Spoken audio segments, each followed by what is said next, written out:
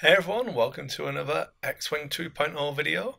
Today, FFG put out the 4 PDFs for the Rebel Alliance, Imperials, and Scum and Villainy faction point cost and upgrade slots, and then the PDF with the points costs for the generic upgrades that go across all three factions.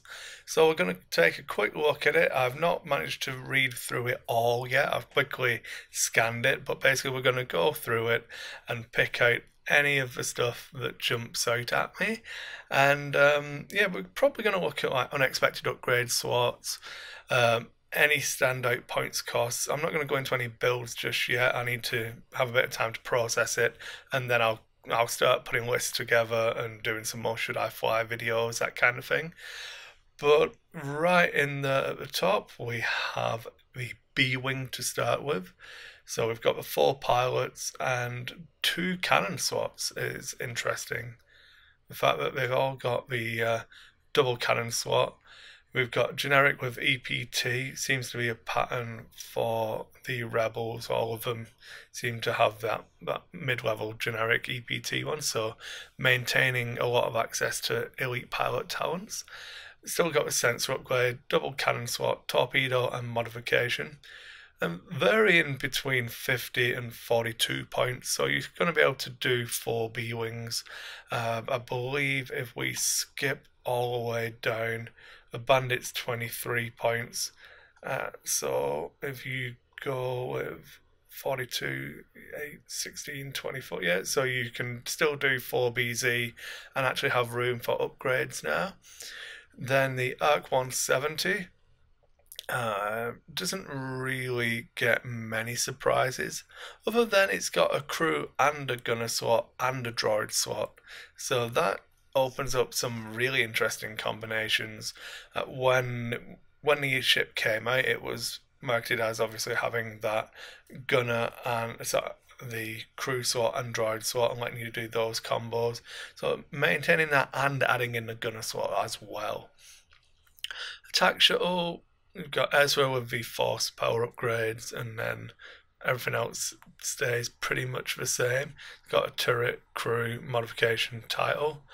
The Agitic gunship stays the same, really. You still fit 4 of them in a list if you want to. The BTL A4 Y-Wing has got lots of slots now. EPT for Horton, so everyone should be happy there. EPTs for near enough everybody, in fact. The turret upgrades, torpedo upgrades, the gunner slot, droid, bombs, and modifications. So, again, a good varied fighter there. The Rebels seem to get this like catch-all faction where they seem to be getting a lot of different access to upgrades on a lot of the different ships. Goes to that versatility that we're talking about when they said like Empire and Imperial ships are going to be really role specific. The Rebels seem to have good options on what they can do. Then we have the K-Wing, torpedo, double missile, crew, double bomb, and modifications. So chance to load up on points on those. Again, 50 to 40 points, so you could actually do 4K wing list. Miranda's 48 points, so pretty decent. Then we get on to the E-Wing, the base E-Wing being 61 points, having the sensor slot, the torpedo, droid, and the modification slot. Corran coming in at 74 points before upgrades. 100-point Corran is going to be pretty easy to get on the table, I feel. When you look at EPT, droid, and sensor, there's good access to getting him some good upgrades. Then we have the Hawk 290 with its many double modification slot, so it's pretty cool actually. Some funky stuff you can do there. Title, bomb, which is interesting, crew, and then it has EPTs for Jan, Kanan, and Rogue. A-Wings, we've got Jake, Arvel, Green Squadron, and Phoenix Squadron. So everyone who isn't Phoenix Squadron gets an EPT. Phoenix is 30 points, so pretty cheap. Don't know how much Ewing Swarm will be doing, but pretty decent there. No modification slot though. Then we have a FFG class shuttle. Pretty standard on what you'd expect. No real shocks there. T65s have got a config slot to let you take the S files as we would have expected. We've got all the ones from Saw's Renegades with illicit slots. Again, you'd expect that being the illicits came in the pack. All got droids, a good splattering of EPTs. Then we have TIE Fighter. They've all got a modification. Ezra's got Force, Sabine's got EPT. Captain Rex and Ezra joint for most expensive though. I like to see them varying the points costs and it not being a linear progression anymore. Where are we? The Ewing. We have a good variety here. You still fit 4 of them in the list if you needed to.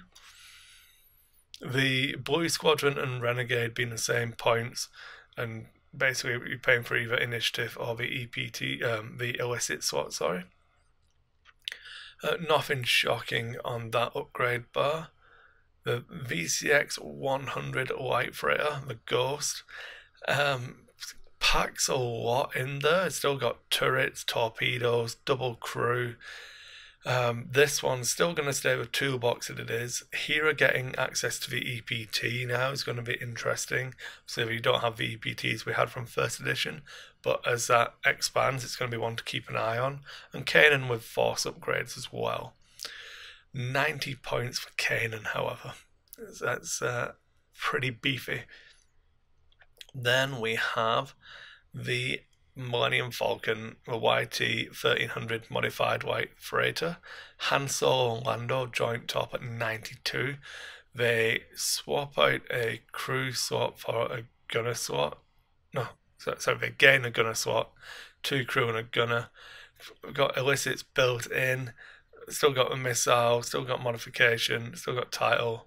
Chewie, Lando and Han have EPTs. Then we get the top of the pile here, Dash Render, coming in at 100 points.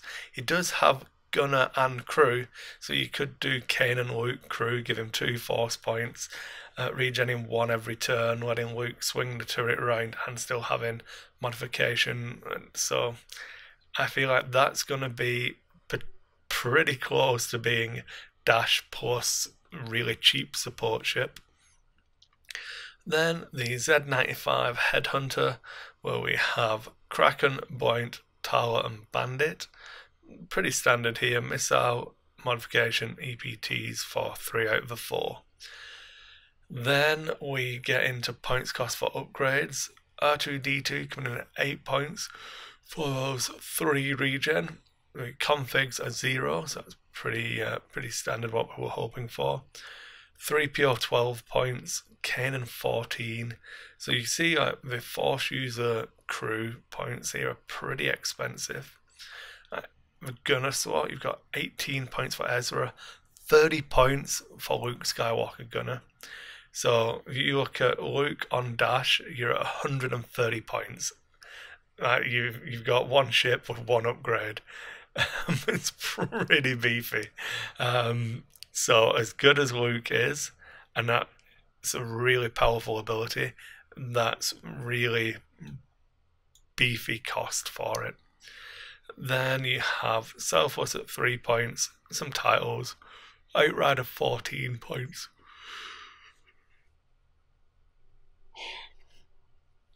Oh dear, sorry about that.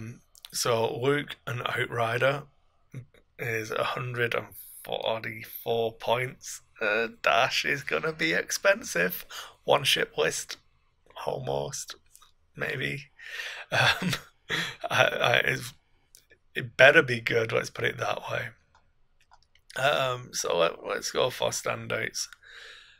X-Wings, you can't run 5 in a list anymore, so that is obviously a big takeaway. pretty standard to what we had pre-Saw Renegades. You're going to be able to do your triple aces or like mixing in something for like some form of squad. Probably 2 X-Wings and 2 Y-Wings will be pretty decent. Why am I so tired? Oh, Y-Wing squad costs. So you could go 5 Y-Wings. Probably shouldn't.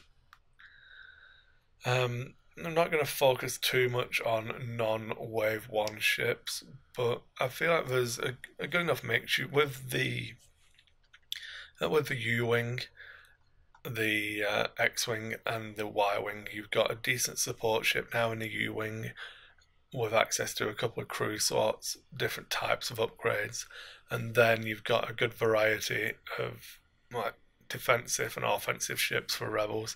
All feel pretty toolboxy, no like deep synergy, so it's going to be interesting. But yeah, no modification slot on the A-Wing is a big one, so no stealth device A-Wings. The Arc 17 is getting crew and gunner is pretty big. It's a host of upgrade potential there. Double cannon on the B-Wing seems excessive. I don't really know. Double modification on the Hawk is pretty cool. Like shield upgrades, hull upgrades, making them a bit more tanky. There's lots of options. What else stood out? Yeah, the fact that the YT-2400 has crew and gunner allows for a good amount of combos there. EPT on Dash, so Dash is the only one with the EPT. I can honestly see a Dash coming in easily at 150 points and people getting the value out of it. I'm definitely going to try out a solo Dash build effectively, but it does put something like Dash Current out of the meta, if you're not going to have the points to get decent regen on Corrin and a decent offensive dash. So I feel like there's balance there. And what else did I want to look at? It was yeah, so your X-Wings, you're probably going to be looking at like Red Squadron veterans if you want to go with 4 of them, leaving you 7 points for upgrades. If you take, in fact, R2's 8 points, the R2 Astromech should come in at cheaper than that, so you could take multiple regenning X-Wings in a list quite easily. There we go, we're over 10 minutes, so that's probably a decent summary. Let me know what really jumped out at you, any pilot points cost you think were crazy cheap, any good bargains in there. What are you going to start building with? Make sure you put some comments in there. Thanks for watching everyone, and I'll see you on the next one.